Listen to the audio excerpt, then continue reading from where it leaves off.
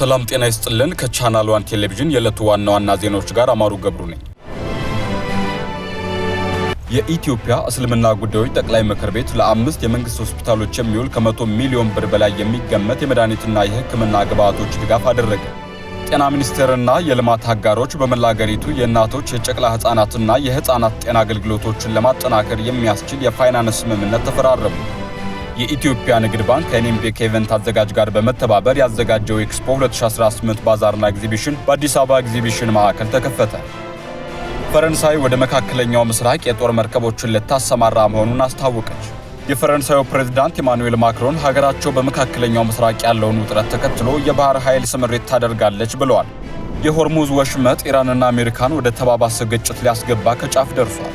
ኢራን በወሽመጡ የባህር ፈንጂዎችን መጥመዷ ተረጋግጧል። የዕለቱ የቻናል ዋና ዜናዎቻችን እነዚህን ይመስላል።